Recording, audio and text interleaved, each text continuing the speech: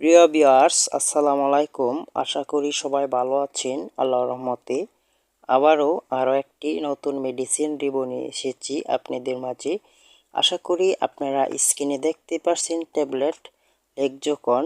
আজ আমরা এই ভিডিওতে জেনে নেব এই লেক্সোকন ট্যাবলেটটি কেন খাবেন, কিভাবে খাবেন, এর কাজ কি, ব্যবহার বিধি ও এর পার্শ্ব প্রতিক্রিয়া সম্পর্কে। প্রথমত আমরা জেনে নেব লেক্সোকন ট্যাবলেটটির পরিচিতি। লেক্সোকন ট্যাবলেটটি বাজারজাত করে থাকে এসিআই ফার্মাসিউটিক্যালস লিমিটেড, যা আমাদের দেশের একটি সুনামধন্য কোম্পানি। লেক্সোকন ট্যাবলেটটির গ্রুপ নেম বা জেনেরিক নেম হচ্ছে sodium picosulphate BP 10 milligram tablet. এবার আমরা জেনে নিব এই লেক্সোকন ট্যাবলেটটির কাজ কি বা কেন খাবেন। লেক্সোকন ট্যাবলেটটির কাজ হচ্ছে মূলত যাদের পায়খানা কষা বা অতিরিক্ত পায়খানা কষা হয় তাদের জন্য খুবই ভালো কাজ করে থাকে।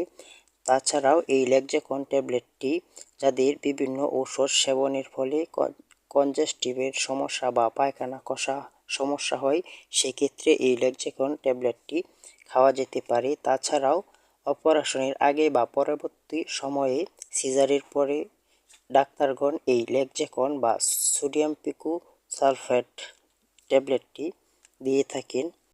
লেক্সোকন ট্যাবলেটটি মূলত যাদের পায়খানা কষা বা তীব্র মাত্রা পায়খানার কষার সমস্যা হয় তাদের জন্য খুবই ভালো কাজ করে থাকে। তাছাড়াও যাদের পাইলসের সমস্যা রয়েছে এবং পায়খানা কষা হয় সব সময় তাদের জন্য এই লেক্সোকন ট্যাবলেটটি খুবই ভালো কাজ করে থাকে।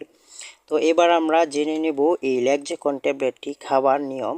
লেক্সোকন ট্যাবলেটটির খাবার নিয়ম হচ্ছে প্রতিদিন রাতে একটি, তবে আপনার সমস্যার উপর বৃদ্ধি করে প্রয়োজনে 2টি খাওয়া যেতে পারে। এবার আমরা জেনে নিব প্রেগন্যান্সিকালে এই লেক্সোকন 10 mg ট্যাবলেটটি খাওয়া যেতে পারে কিনা। প্রেগন্যান্সিকালে লেক্সোকন 10 mg ট্যাবলেটটি খাওয়া যেতে পারে, তবে সেক্ষেত্রে আপনাকে অবশ্যই একজন বিশেষজ্ঞ ডাক্তারের পরামর্শ অনুযায়ী সেবন করতে হবে। এবার আমরা জেনে নিব দুগ্ধদানকারী মায়েরা এই লেক্সোকন ট্যাবলেটটি খেতে পারবে কিনা।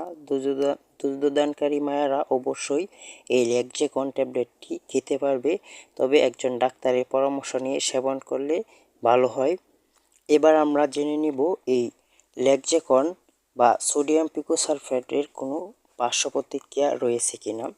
লেক্সোকন ট্যাবলেটটির তেমন কোনো পার্শ্ব প্রতিক্রিয়া নেই বললেই চলে, তবে যাদের সোডিয়াম পিকোসালফেট বা লেক্সোকন ট্যাবলেটের উৎপাদনের প্রতি কোনো সংবেদনশীলতা রয়েছে তাদের ক্ষেত্রে অবশ্যই এড়িয়ে যাওয়াই ভালো।